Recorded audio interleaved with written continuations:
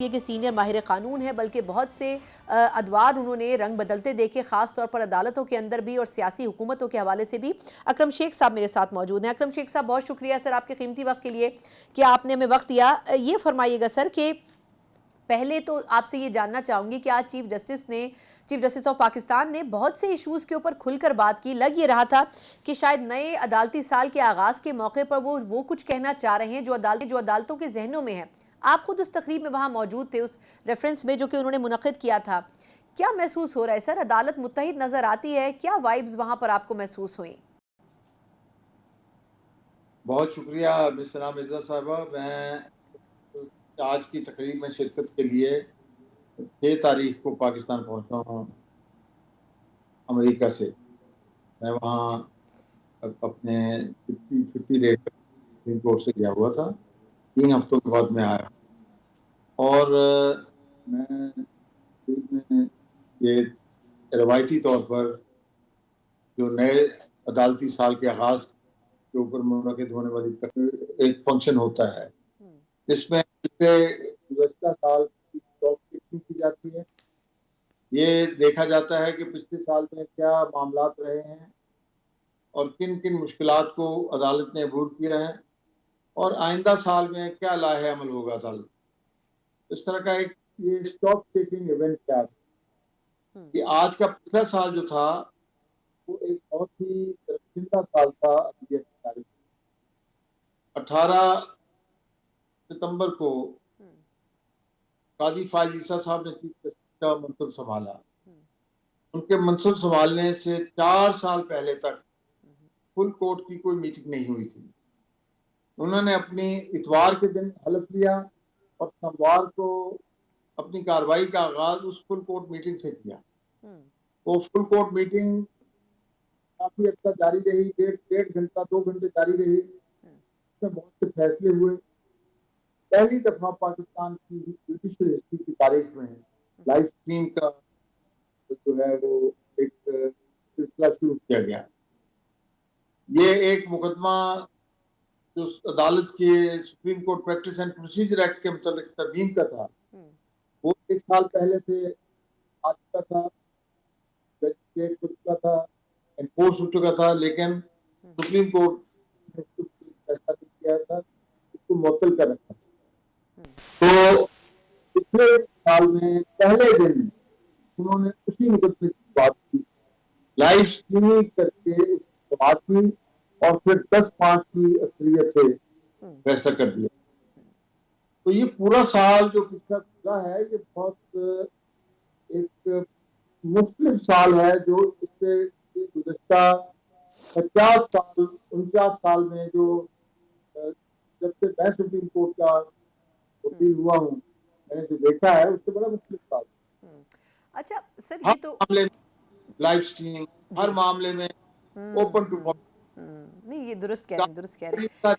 Justice ने एक बंद सुप्रीम कोर्ट को एक ट्रांसपेरेंट और शफाफ सुप्रीम कोर्ट में तब्दील कर दिया। ठीक। उन्होंने मुझे शेख साहब, मुझे एक अदब के साथ सर एक सवाल की इजाज़त दें। आपने जो बातें कही हैं दुरुस्त कह रहे हैं कि इससे पहले हमने नहीं देखा ये सब कुछ होते हुए। लेकिन सर जो 2-3 चीज़ें उन्होंने जिनके पहलुओं पर बात की, एक तो ये कि उन्होंने कहा कि अब आपको पता नहीं होता कि आपके दाएं बाएं जो जजेस बैठे हैं वो क्या फैसला करेंगे। पहले वकील को केस ले जाते हुए पता होता था कि ये बेंच क्या फैसला करेगा। आपके ख्याल में माहौल वाकई इतना बदल गया है? जजेस अब इतने इंडिपेंडेंट फैसले कर रहे हैं, जो वो बात कर रहे थे वाकई वो नज़र भी आती है अदालतों में? बहुत शुक्रिया मिस सना मिर्जा, मैं तो आपसे कह रहा हूँ कि बिल्कुल नजर आती है। इतनी तब्दीली है कि खुद जस्टिस को ये नहीं पता कि मेरे दाएं बैठने वाले जज साहब की क्या राय है और मेरे बाएं जज साहब साथ बैठने वाले जज साहब की क्या राय है। और ये judges which has resulted in this conclusion.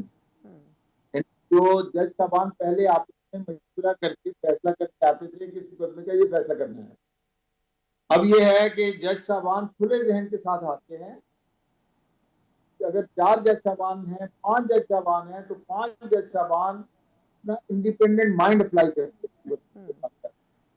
ठीक। और वो जो फैसला होता है तो पता नहीं होता कि वो अक्सरियत में है या अक्सरियत वहां बैठ के तय करते हैं, वहां फैसला सुनाई देता है।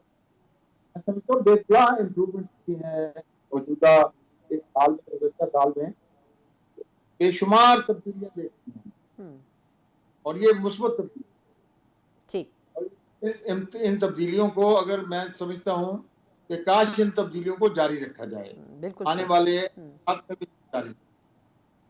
काजी फायज ईसा साहब ने बहुत एक काबिल मिसाल कायम की है और बहुत अच्छी मिसाल कायम की है और काबिल रश्क है और इसको जारी रहना चाहिए। और the apex court to be more transparent and looking more transparent.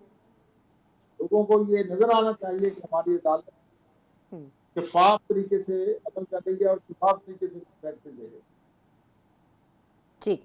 अच्छा, अब जज बना जज कोर्ट में बनाते हैं जी जी बिल्कुल सही। वो बना। सर एक दो और भी इश्यूज हैं जिनके ऊपर आपकी सर राय चाहिए। एक तो बताइएगा कि पिछले कुछ दिनों से हुकूमत की जो हरकत है उससे लगता है कि वो किसी कानून साजी के मरहले में है, जिसमें वो जजेस के टेन्योर को बढ़ाना चाहते हैं, मुद्दत मुलाजमत को बढ़ाना चाहते हैं।